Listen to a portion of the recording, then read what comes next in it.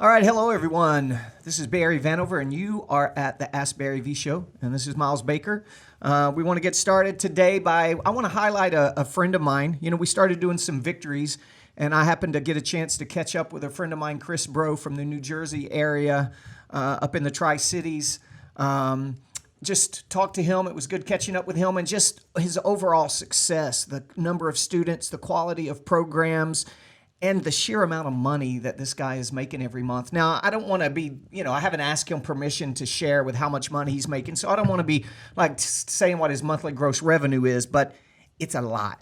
And when I say a lot, I mean a lot. I mean, what is a lot? Now, that depends on who you're talking to, but when a martial arts school can, hit six figures in 1 month, that's a lot. Now, I didn't say he hit six figures in 1 month. I'm just saying his monthly gross revenue is a lot. And then, just the quality of his program and his enthusiasm when I was talking to him. I've known him for a long time in this industry, and it's so great to see the people that I've known for so long be so successful. So it was great. So shout out to Chris Bro. If you happen to be up in the Tri-Cities or the Tri-State area in the New Jersey, New York area, definitely look him up and look at his school. I'm sure you can learn a lot and get motivated. Also, I want to plug CrossKick. CrossKick is a martial arts fitness program. It's a licensing program to use the name, the curriculum, the websites, to have an amazing martial arts fitness program. CrossKick combines good kickboxing with bag work, with a lot of cool different exercises. So it's not just banging the pads. It's, females and women and men, they want to get in shape. So it's making sure that they're doing the right exercises along with the kickboxing to get them in shape and be challenging. So, this is a great program for a low cost to get a martial arts fitness program inside your school with some national awesome branding and marketing materials and websites and so forth. So, if you've got some space where you could carve out if you have two classroom floors, you definitely have room for a CrossKick program. If you don't, then maybe, using that 9:30 in the morning or lunchtime for hitting those mothers and women in your area for an amazing program. So it's going to add some extra revenue, and a program like that also adds some energy and excitement and referrals to your martial arts program. So look up crosskick.com or contact me at ceo@barryvanover.com. If you have any questions about that, we'd love to help you. All right, Mr. Baker. All right, let's get to it. So this week, first question is, Colton N. asked, do you have military discounts? Yes, we offer military discounts and law enforcement discounts of 15%. We don't want to cut heavy and downgrade the price of our memberships for any group, but for law enforcement and for military, for a special thank you, I think 15% is reasonable. Yeah. Next question comes from Matthew R. He says, well, with the last organization I was with, they always taught against taking in paid in full memberships. What are your thoughts on paid in full memberships? Matthew must be new to our show because we've talked about that several times, about paid in full memberships. And frankly, I think people that are saying for a school owner not to take paid in full memberships, either one, doesn't know how to teach them to get paid in full memberships, or there's an alternative motive, like maybe it's a billing company that's saying this and they would rather you finance all your memberships because they're going to make more money billing your tuition, or I get simplicity, and to get someone to be able to get, $6,000 paid in full memberships on upgrade programs or on basic memberships and so forth like that, it takes a little bit of training. But to tell a school owner not to take paid in fulls is kind of silly. It's almost irresponsible, because remember, you can't argue against what I'm getting ready to say. It's not taking the paid in full that is a problem. It's what you do with the paid in full. So basically, people that are saying, oh, school owners, don't take any paid in fulls, that's crazy, so on. Remember, they're basically saying, we don't have the confidence that you can handle your own money, and we're afraid you're going to spend it as fast as you get it, and then you're going to be in problems. And that's absolutely true. They're right about that. If you're going to get all these paid in fulls and you're going to buy the new houses and the new cars and the new motorcycles and you're going to spend it fast as you can, you could find yourself in a certain month without building up a reserve short. So what you want to do basically is put all your paid in fulls money in a separate account and every month trickle those paid in full payments, just like being your own billing company, into your operating account. You're drawing interest on the paid in full money sitting there. You're trickling it in, so you got it when a situation or a bad month happens or whatever, and you got the best of both worlds. It's common sense. Yeah, right. And it gives you a lot more control over your business in the short term. Right. If something's going bad or there's a new investment you want to make in the school, you can make that up in a day with paid in fulls. Absolutely. And we talked, I think our last show, we highlighted a couple school owners, Al and Cody Garza, Aaron Hensley. And these guys are doing, one's doing over six figures, one's almost doing six figures. I just talked about Chris Bro. I guarantee you school owners aren't getting up into the $60, $70, $80, $100,000 per month without taking some paid in fulls. It can't happen. I'm not going to say it can't happen. Somebody's going to contact me and and say, no way, we can do this. We did this. Well, that's fine too. But the average majority school owner isn't bringing in that kind of money without taking paid in fulls. Okay. I just see too much of that. All right. Our next question is from Dave P. He says he's been offered an opportunity to teach children with emotional issues a large elementary school close by. He says they're going to pay me. I'm curious what I should charge.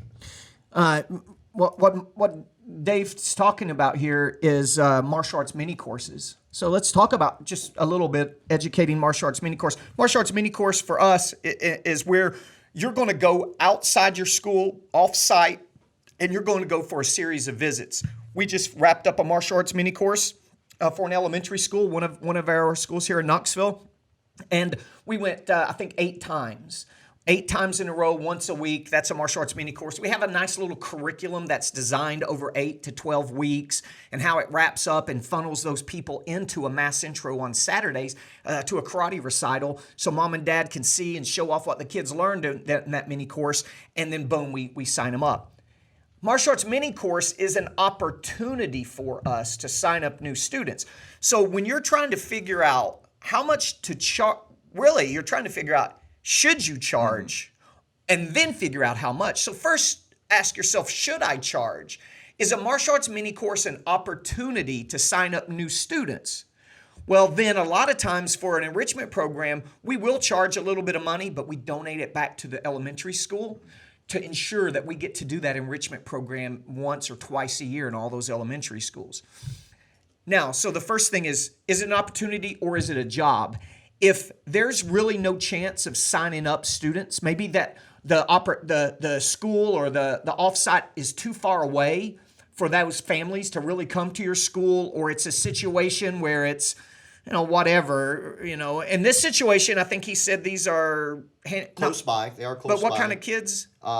They have emotional issues. Okay, well, that's kind of broad term, emotional issues. But imagine that they had, it was a handicapped, or they were challenged kids, mentally challenged, that they probably weren't going to fit in at your school. Well, then that becomes a job. Is it worth? You got to now make it worth your time, energy, and trouble to take away from your other business to go and do that mini course or go do that seminar. Then you definitely should charge for it. We had a client do a mini course that wasn't clear, or at least didn't ask and make sure that they could give the invitation to the kids. Right. So halfway through the mini course, they realized the policy was that nothing could go home with the children. And you're like, say, yeah, it was. How are we going to sign them up? How are we going to get them back to our school? Yeah. So if all conditions are go for you to be able to funnel these people into your school and have an opportunity to sign them up, you might want to do it for free or donate it back to the facility or school or do a modest amount. Now, if it's a job, there's hardly any chance you're going to sign people up. You gotta charge what you're worth. In this situation, let's imagine that this is too far away for Dave to sign these people up. Then probably what I would be doing is, you got to come up with an hourly, almost private lesson rate. What's an hour of your time worth? So let's say minimum of $100, right? And I think this guy said he's going how many times? I don't believe he said how many times. So let's say he's going 6 times, 6 weeks in a row, once a week. And you're going to be there for 2.5 hours. Well, count your driving time back and forth. So there's 3 hours of your day, that day gone. So, 3 times 6 times 100, that's what, $1,800 that I would charge for that. If it's just one instructor going and it takes 15 minutes there and back, and you're going to be there a couple hours or something like that, then you're going to charge per hour. In this scenario, you might even be up to 100 if you got to take 2 instructors, or maybe your private rate is 150. You could be up to $2,700 for a program like this. So again, coming up with an hourly rate that you and your instructors are worth, and simply charging that amount. And more importantly, knowing if it's an opportunity or this is just going to be a job. Okay. Our next question comes from Ernie J. He says, I've heard you talk about rotating curriculum. Can you explain this, please? Okay.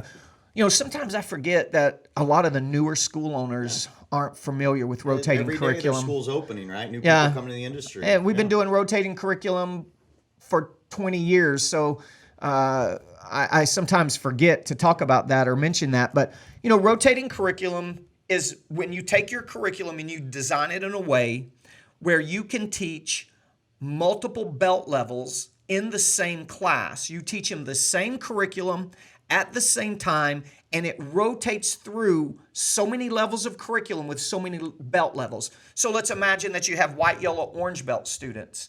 Well, all white, yellow, orange belt students in a class learns the same curriculum, that belt cycle. They each move to a different belt at the end of the cycle, but they learn the same thing. And then you move on to the next set. So in that situation, you would have 3 blocks of curriculum that you rotate through. Doesn't matter what order you learn the curriculum, right? That they learn all 3 blocks before they go from orange to, let's say, your 4th belt in our system would be purple, right? So before they go to intermediate, which would be purple, blue, and green, and then that class of students has 3 blocks of curriculum that rotates. Now, the benefit of rotating curriculum, and you don't put, I'm not saying you put all your kids, you don't put 5 to 7 in the same class with 8 to 12, right? They're separate classes, but in those age group classes, you keep all those belt levels together. The benefits of this is it's easy to teach, it's more fun and exciting because you don't have to break the belt levels up.